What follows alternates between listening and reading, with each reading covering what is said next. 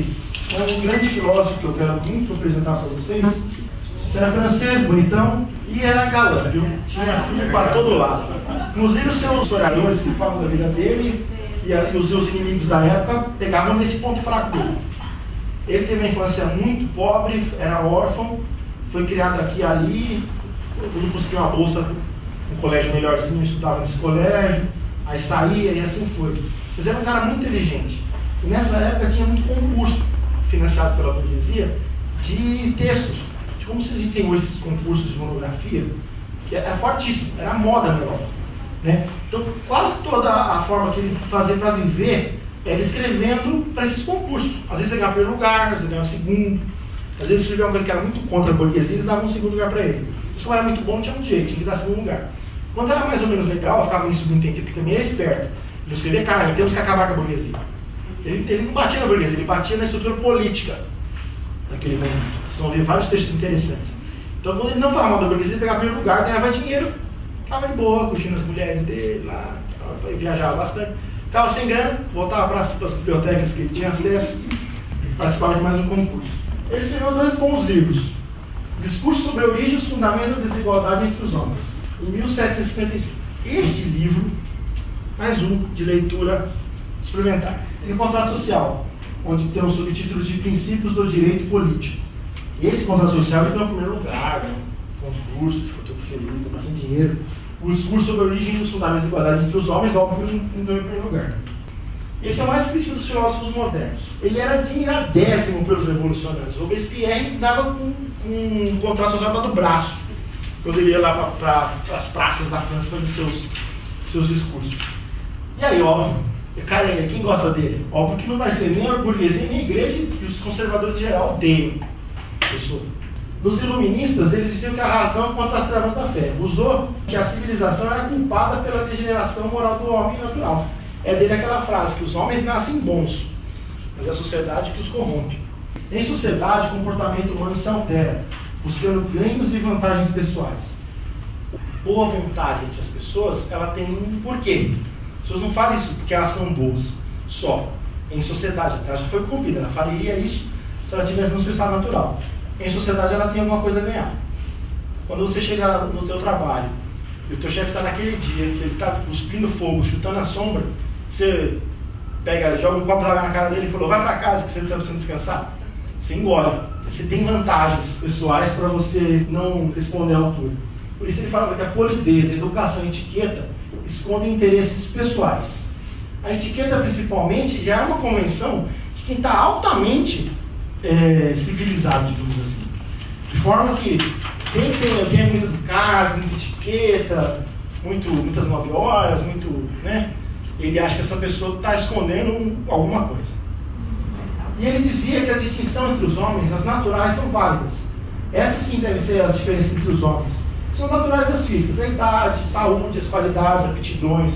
Os mais idosos têm direito a ficar sentados porque eles se cansam mais rápido. Isso é uma diferença possível entre os homens. O problema é que a sociedade cria diferenças morais e políticas, de cor, de ascendência, de origem. Essas não são verdadeiros motivos para distinguir os homens. Você não pode fazer esse tipo de distinção, porque elas não são naturais. Feitos a origem, de onde veio, onde mora. Aqui em São Paulo, você chega ao ponto de você se separar ou ter preconceito dependendo do bairro que a pessoa mora. O Rousseau também já é o principal contratualista. O contrato social dele tem o bem comum como motivo. As pessoas estão juntas visando o bem comum, que é o mesmo motivo do Aristóteles. A sociedade era fundada na obtenção do bem comum. E ele falava em transformação da sociedade, que a lei deve refletir a vontade geral. Isso, meus senhores, é Aristóteles puro. Vamos ler Rousseau. O homem nasceu livre e por toda parte ele está aguilhoado. Aquele que se crê senhor dos outros não deixa de ser mais escravo que eles. Como se deu a semelhança, ignora. O que pode legitimá-la, creio poder resolver essa questão. Esse é o começo do educação social. Olha o que ele vai tratar neste livro. Encontrar uma força de associação que defenda e proteja com toda a força comum a pessoa e os bens de cada associado, pela qual cada um, unindo-se a todos, só obedeça contudo a si mesmo e permaneça tão livre quanto antes, este é o problema fundamental cuja solução é fornecida pelo contrato social. Por que as pessoas estão juntas? Era o bem comum, não o bem delas. Esse seria o ideal, né? Você não depende de obedecer a ninguém. Você obedecendo a si mesmo, você já está fazendo bem aos outros, porque você não quererá nada que não seja seu, que prejudique o outro. Isso, alguém vê isso acontecendo hoje? Na regra, né? Haja exceções, com certeza há. Se indagarmos em que consiste precisamente o maior de todos os bens, que deve ser o fim de qualquer sistema de legislação, chegaremos à conclusão de que ele se reduz a estes dois objetivos principais: a liberdade e a igualdade. A liberdade, porque toda dependência particular é igualmente força tirada ao corpo do Estado. E a igualdade, porque a liberdade não pode subsistir sem ela. Quando você não tem liberdade, você está tirando força do seu corpo. Então você está se subjugando a alguém. Então é importante que você tenha liberdade, mas ao mesmo tempo você tem que ter igualdade. Porque senão a liberdade não existe. Porque se todos forem iguais, você pode ser livre, sem que ninguém vai subjugar ninguém. É fundamental ter esses dois objetivos em equilíbrio. Todos são livres, mas também todos são iguais. De forma que ninguém possa, na sua liberdade, querer algo que seja do outro. São iguais, você não pode avançar. Veja que no trecho anterior ele fala dos bens. Todos são os seus bens. Porque ele também não quer, ele quer ganhar o concurso. Né? Sob maus governos, essa igualdade é apenas aparente e ilusória. Serve somente para manter o pobre em sua miséria e o rico em sua usurpação. Na realidade, as leis são sempre úteis aos que possuem e prejudiciais aos que nada têm.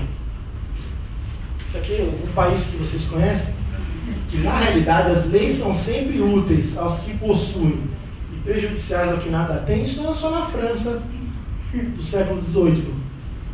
Donde se segue que o estado social só é vantajoso aos homens na medida em que todos eles têm alguma coisa e nenhum tem mais. A respeito da igualdade, não se deve entender por essa palavra que os graus de poder e riqueza sejam absolutamente os mesmos, mas sim que, quanto ao poder, ela esteja acima de qualquer violência e nunca se exerça senão em virtude da classe e das leis, e quanto à riqueza, que nenhum cidadão seja assaz pobre para ser obrigado a vender-se. Se, pois, retirarmos do pacto social o que não é da sua essência, veremos que ele se reduz aos seguintes termos: cada um de nós põe em comum sua pessoa e todo o seu poder sobre a suprema direção da vontade geral. Recebemos coletivamente cada membro como parte indivisível do todo. Imediatamente, em vez da pessoa particular de cada contratante, esse ato de associação produz um corpo moral e coletivo, composto de tantos membros quantos são os vossos da Assembleia, o qual recebe por esse mesmo ato sua unidade, seu eu comum, sua vida e sua vontade. Esse finalzinho é importante. A respeito da igualdade, não se deve entender por essa palavra que os graus de poder e riqueza sejam absolutamente os mesmos. Óbvio que as pessoas têm graus diferentes de riqueza e graus diferentes de poder. Mas sim que, quanto ao poder, ela esteja acima de qualquer violência e que nunca se exerça senão em virtude da classe e das leis. E quanto à riqueza, que nenhum cidadão seja assaz pobre e seja obrigado a vender-se. Quantas vezes a gente vê isso? As pessoas se vendem. Não estou dizendo de só figurado, não. Meninas de famílias pobres, não só dos rincões do Brasil, das periferias, são levadas à prostituição infantil, às vezes na própria família. Não é vender-se só no sentido metafórico, é vender-se em tudo. Falam que as pessoas recebem, em época de eleição, blocos, dentaduras, cestas básicas, etc. A só está fazendo isso porque ela não tem. Quereis dar consistência ao Estado? Aproximais os graus extremos, tanto quanto seja possível. Não tolereis nem homens opulentos, nem indigentes. Esses dois estados, naturalmente inseparáveis, são funestos ao bem comum. É ou não funesto ao bem comum? Essas grandes diferenças. As pessoas às vezes viajam para alguns estados do Brasil e falam assim: nossa, é muito louco lá, tem muito rico e muito pobre. Não tem uma classe média. Ou você tem ou você não tem nada. Reduzamos todo esse balanço a termos de fácil comparação. O que o homem perde pelo contrato social é a liberdade natural e um direito limitado a tudo quanto deseja e pode alcançar. O que com ele ganha é a liberdade civil e a propriedade de tudo que ele possui. O impulso do mero apetite é a escravidão.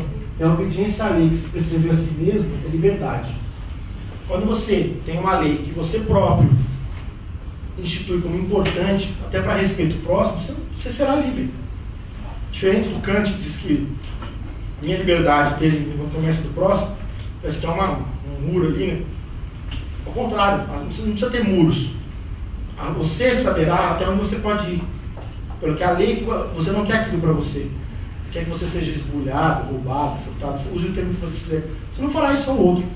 Eis qual é o Estado, a razão do governo, confundido indevidamente com o soberano, de quem é apenas o ministro. Quantas vezes a gente vê, aqui no Brasil, em qualquer nível da federação, seja o prefeito, governador ou presidente, é tratado como se fosse o rei, como se ele fosse o Estado. Tá? O presidente, o governador, o prefeito é funcionário. Ele não é a prefeitura, ele não é a cidade, ele não é o Estado, ele não é o país. Quem vem a ser então o governo? Um corpo intermediário estabelecido entre os súditos e o soberano, para permitir sua mútua correspondência, encarregada da execução das leis e da manutenção da liberdade, tanto civil quanto política. A soberania não pode ser representada pela mesma razão que não pode ser alienada. Consiste essencialmente na vontade geral, e a vontade não se representa. Ou é a mesma ou é outra. Não existe meio termo. Os deputados do povo não são, pois, nem podem ser seus representantes. São simplesmente comissários, e nada podem concluir definitivamente. Toda a lei que o povo não tenha ratificado diretamente é nula, não é uma lei. Para Rousseau, os deputados não são representantes, são comissários. Eles estão lá para representar, sim, os interesses daqueles que votaram neles. Mas eles não dão a palavra final, não, eles fazem o que eles querem com o mandato deles. São comissários. Porque toda lei que fosse aprovada deveria passar por um referendo. Desta forma, a lei teria vigência plena, porque ela seria das pessoas. Ela poderia, ó, você falar assim, mas não íamos cair naquela questão, o Aristóteles falava, que era a maioria decidindo contra uma minoria. Sim, é possível. Mas mesmo nessas hipóteses, teria como você fazer, privilegiar algumas minorias. Mas você estaria dando legitimidade plena à legislação, fazendo com que todos, depois de uma votação numa casa legislativa, qualquer que seja ela, que o povo pudesse dizer se ele é a favor ou não daquela lei. Muito melhor fazer assim do que determinadas leis que não pegam.